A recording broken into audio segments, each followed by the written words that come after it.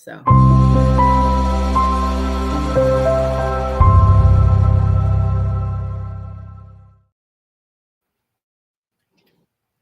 Good afternoon. Welcome to another episode of Life Unscripted. We have a special guest today. And then, of course, we have Frances. I'm going to let Frances introduce herself first. Hello. Happy Resurrection Sunday. Happy Easter. My name is Frances Hawkins. I specialize in life insurance and investment. And my goal is to make sure that I properly educate everyone on the right type of life insurance and investments for their retirement, for them not to go back to work during the age of retirement. And also, I'm an advocate for autism now. Awesome. Love it. I agree with you. I'm going to mention some things before I introduce my next guest. So, Miss Tor White has a passion and a love to help people that are having challenges when it comes to having loved ones on the autism spectrum or any type of superpowers. She loves what she does. She do it. And at times it's a little challenging to discuss exactly what she does. But today we have Miss Tor White here today sharing a little bit about what she does. How does she help people? Because her goal is to get a couple of more clients. And our goal is to help her reach that goal. Okay, so Tor, would you like to say hey and tell them a little about you? Hi, my name is Tor White. I've been working with adults and children for 20 years now. I started a new business in Riverdale. And the reason why I started the business in Riverdale is because I wanted to give back to our people who don't know where to go to get services, to get help, to get their kids evaluated. It's a long wait for certain things that the children need.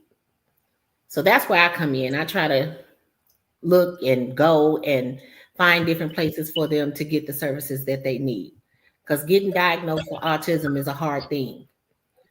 If you pass a certain age, sometimes you have to pay for the service. But if you use early intervention services, they can help you before your child becomes a certain age.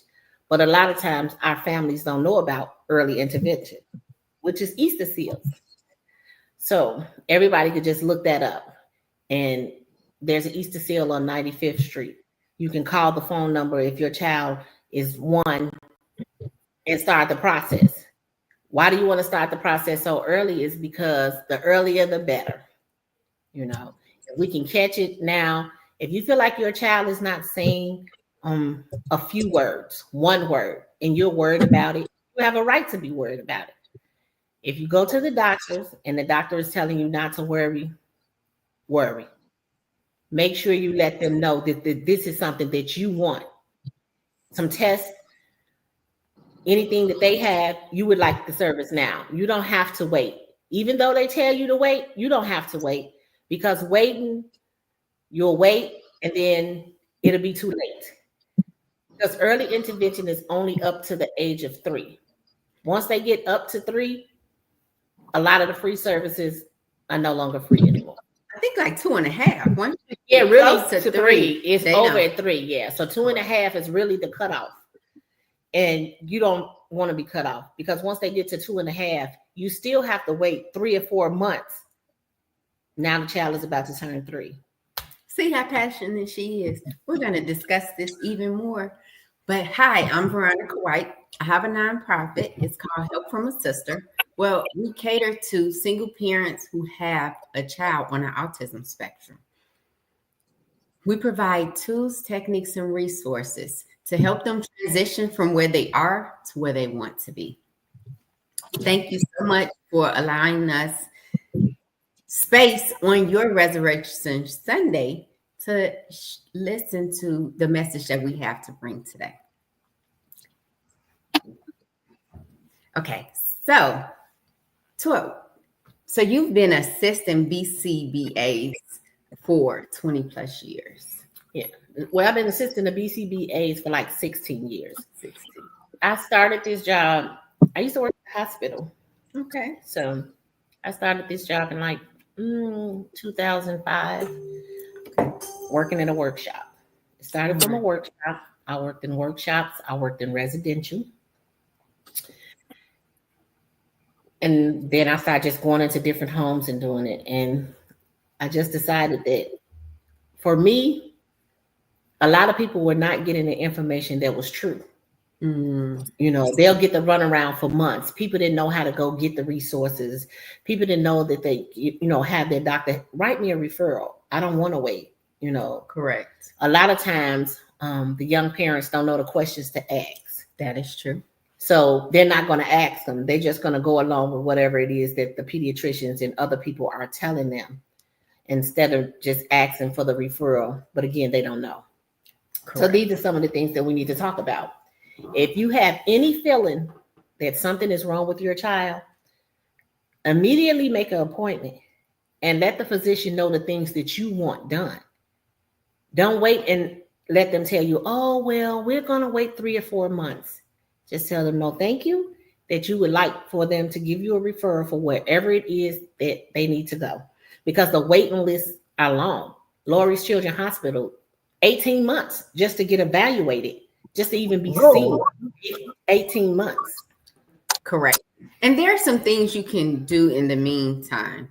So you go to your primary care physician and say, hey, I don't think my child is meeting the developmental milestones. So it's the terminology that we're using to let them know we have some type of understanding. So one, it will be, hey, my child is not meeting developmental milestones, and I'm a little concerned. Can we do a speech? Can we do a hearing test? Can we get my child evaluated? Can you give me the referrals to do this? And if you can't, who can you refer me to that can? Because like Tor was just saying, there is a waiting list. And I know firsthand, I've called several different, and the doctor will give you a list. They'll give you a list and say, hey, he's all these places you can have your child tested. Every single one of them had a list. The minimum was 18 months. Some was 2 years, some 3 years. I'm like, he already 2. At the time, my grandson was, I want to say this was March. His birthday is in July. So 4 months before his 3rd birthday. And it took one of the young ladies, while I'm trying to make the appointment, to say, once your grandson reaches the age of 3, you can go to the school district in a school to apply for preschool. They'll do a screening. And if they notice something at the screening, then they'll request additional tests. So yes, early intervention is good. That's what Easter seals. They go from 0 to 3 years old. After 3, it's whatever school district you're in based on your residency. That will be the school that will research and take it further. Now, the schools are a business. Their goal is not to supply all the tests. So that's why you need the resource to go and let them know. And do not call them. Put it in writing. Go up to the school, and to make sure, hey, you're in district with this school, but we're going to send a letter dated that I would request my child to be evaluated. I want him to attend preschool. And that starts the process. But we also have to be on the school and check, because they have so many days to respond and so many days to get it done. Sometimes school take the required 10 days and they call you on the 11th day, or the 9th day, they'll call you, but they schedule you appointments for 2 weeks after that. Like, those are little games that they're playing with the parents because we don't know, we didn't have the proper resources. That's why Help from a Sister has partnered with advocates, caregivers. I'm also with the community called Autism in the Black community, because I want to be able to provide the resources and services that not only help my grandson, because this is personal for me and Miss Tori as well, but it's also to help your child. It's to help our community, because these babies are our future. We need to be able to advocate for them properly. And that's what our goal is. I mean, that's what I want to be able to do, is advocate for them. I'm so sorry about that. And Tori has been doing this for 20 years. She's been working with BCBAs for 16 years. She has the knowledge. She's been working in this field. So she has a lot of resources. Her brick and mortar location is in Riverdale, where she works one-on-one.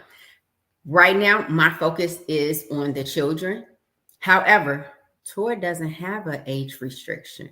She goes from what age until? From 18 months on up. She goes from 18 months on up. Can you share some more information? And the reason why I say 18 months and up, because, we start seeing different things in children around that age. Usually kids are saying something. Today's kids are a little different than back when I had my daughter. My daughter is 36. So you can notice when they have no language, when they start grabbing you, leading you around the house, really saying things, that should be a concern. Sometimes when we go to the doctors, we let the doctors tell us, hey, well, I would give it 3 or 4 months. You don't have to necessarily do that. You can let them know right then and there that, hey, this is what I need. I don't want my child to go 3 or 4 months without saying something to me, not communicating with me, not letting know that something is wrong, because you have to leave your child and go to work, and that's a big concern for parents. When you're leaving your children in somebody else's care and you suspect something is wrong, but the other person that's taking care of your child might not know how to meet your child's needs. So therefore, you're dropping your child off to struggle somewhere when they can be getting some help. Yes. That's a big thing now. You want to know that, hey, Miss Veronica can properly take care of your child. So never let anybody tell you to wait. Go on. Even if you have to switch your physician, you can do that. Yes. You can do that. Know your rights when it comes to your child and what it is that you want done for them. You can always go to another doctor that'll help you with that. If you don't get to the next doctor, just move on. That is true. Francis, did you have something you wanted to share? I did earlier, before we got on. I done my own personal live, and I was talking about you two young ladies, and I was telling them that it was so profound that you said you stated exactly what I had said, that they are our future, and all of our eyes need to be open to this, because we have to make sure that they're able to take care of themselves, that they're able to communicate, and with those things, and services. If we have our eyes, I'm gonna say antennas, I'll be joking, antennas up, and like Toya said, to identify something going on with the child. I remember back in the day that lead played a big role. The kids, because they like to put things in their mouth. They like to eat the paint because the paint was sweet, and that was years ago. But since then, I know the lead is not a factor. I don't think it's a factor, but I know kids still like to put stuff in their mouth. Not saying that's the cause of it, but we don't know exactly what the cause is. But we know it's an epidemic going around for our children. African American children are being born rapidly with autism. Yes. So that means we have to be more alert. And I stated earlier, no, I'm not a doctor, but I do observe and I do have a whole lot of common sense. But however, I'm looking at, okay, we don't know what individuals are putting in their bodies. We don't know about what's in the pill, fentanyl, or whatever the case might be, or what is it doing to their blood cell or sperm cell or eggs. Yes. But it needs to be an awareness as we're doing to make it alert to them. Hey, you should take better care of your body if you're talking about having kids. or just one night stands or whatever the case might be, because it's hard enough being a single parent, and it's even more so hard enough to be a parent raising a child with autism and you have no information on it. So I was informing whomever that was listening on my page, be open-minded by gathering information. And I did tell them to join at 3:30. I don't know if anyone on or not, but that you ladies will be on to be able to talk and give more information about how we can go and be able to be better. They can be also advocates, for children with autism. True. So that's, everything you all said. I'm just picking about, kind of saying it earlier. And Toy, I'm glad that you decided to come on to tell about your facility, because it is really needed. And I stated earlier, sometimes we need time away from our own selves, but we can't do that. We can't get away from ourselves. But, just to be able to get that break in and knowing that somebody is passionate enough about them to where they don't have to worry about, they can be comfortable if they need to go somewhere and the child, or they're still learning. They're still able to get things taught to them and things to that nature at a safe environment. Yeah, I just want them to know that, they have options. And the thing about it is, most of the places that they have to go to get the evaluations are far out. They're far out. And a lot of times, Easter Seals is paid for regardless if you have insurance or not, right? You can get evaluation from Easter Seals from like 2.5 up to 2.5. Because if you wait really past that, by the time you get your evaluation and everything that they have to do, the child is 3. So we'll just say 2.5.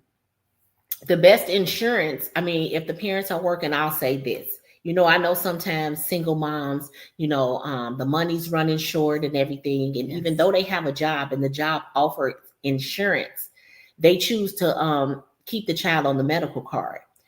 If you can, it's not always possible, and this is not for everyone, but if you can and your job offers insurance, if you only take the insurance for the child, that would be in your best favor, because then you can get some of the things that you really need for the child, because the state insurance does not pay for everything you need with a child for autism. It just doesn't. Wow. And if it does, it's going to be far out.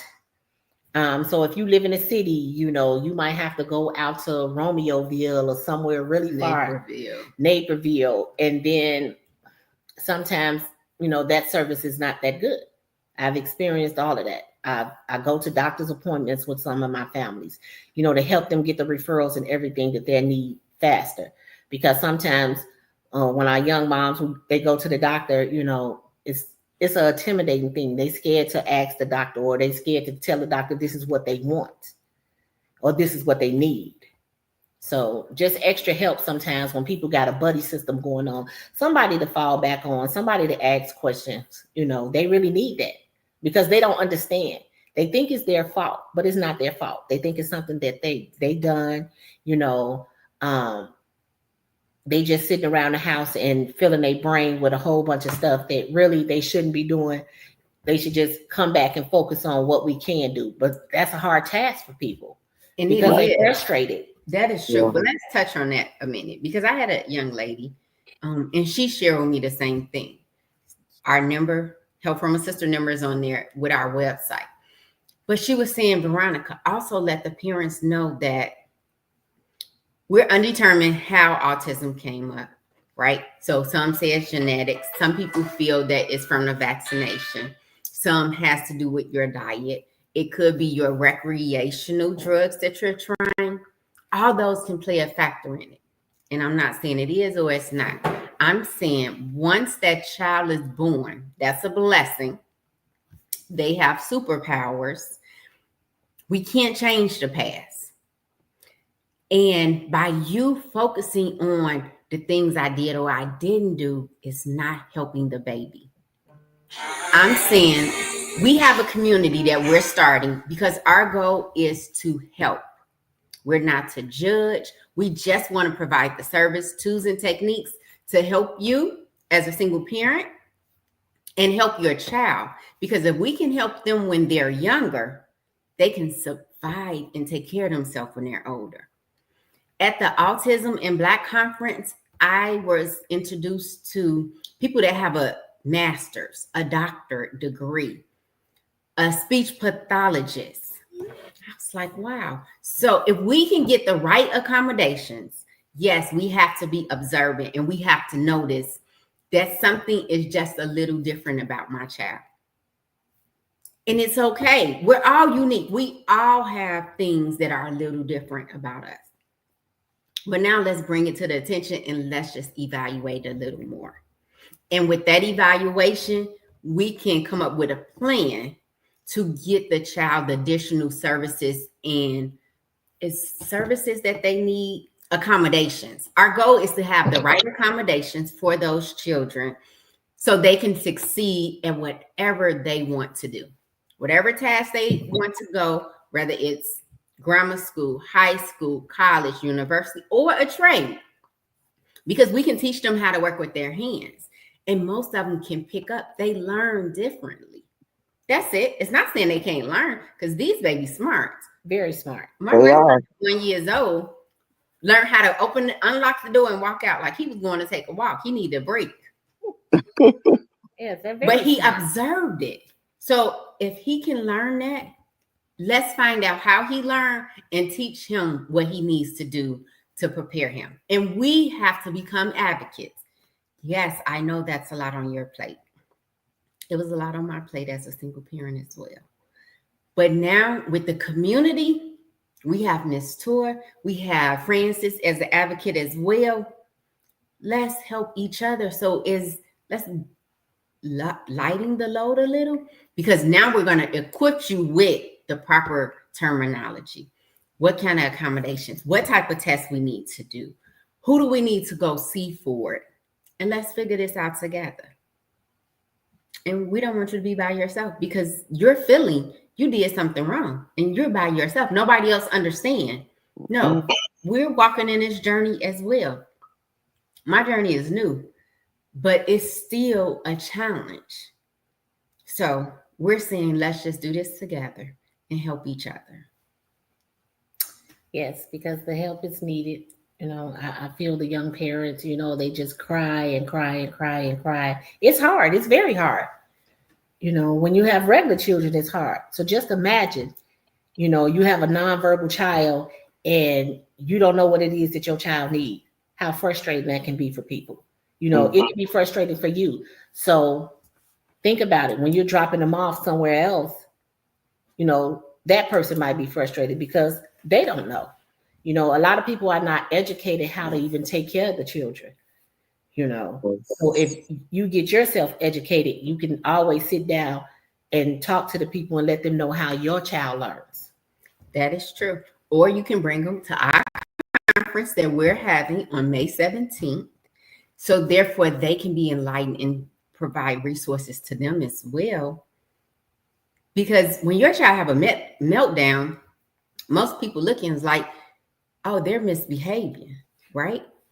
Or they can't control their child. No, my child's having a meltdown because he's trying to get me to understand something. Communicate, yes. Might be too loud in the room. He's thirsty. He might need to go to the restroom. He might just want to go home. It might be too many people. And we all feel this way when we're going through some things. We need certain accommodations. And so with that being said, with the behavior outbursts that the kids have, sometimes parents don't want to bring their child out because they like, well, he's going to have a whole fit and people are going to be looking at me. We need to stop judging people because we have not walked them out in their shoes. It's not, behavior is a communication saying something is wrong. We need to find out what is the problem behind that behavior. And therefore, that's where the BCBAs come in to help modify it. But if we can't even identify that the child needs that service, we can't get it. But when they're in public, they're having a meltdown. And it could be for several reasons. I know my grandbaby, when he's hungry, he gonna throw, he gonna fight. He gonna do everything because he can't express to me that he's hungry. I had to try to figure that out. And someone asked me, hey, is this from your training? I said, no, this for me and him been together for 4 years. We trying to figure it out. So I don't have training. I'm not discounting anyone who does have training, but I'm learning on the job training with me and my grandson. And I want to provide the tools and techniques that I'm using. And if another parent is going through some things, let's share your stories. Let's share what you're doing and see if it works.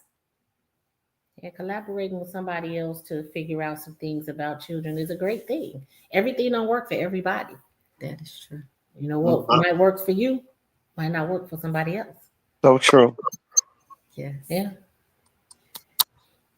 So I love this topic. It is close to my heart because my grandbaby.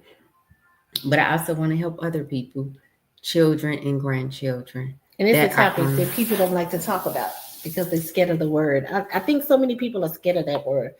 You know, they don't want to say it out loud. You know, they rather go with, oh, you know, it's just not his time. Oh, he'll talk. The doctor said, yeah. You just gonna say it out loud and say it proud. This is what we're working with. This is what we're gonna deal with. That's true. Or the child has superpowers. Yep. They have some amazing coping skills. They are. They do. Very, very smart. Very smart. The older kid, they can do things. They can work a job just like we work jobs. You know, they can drive. They can do things. You know, they just don't count them out.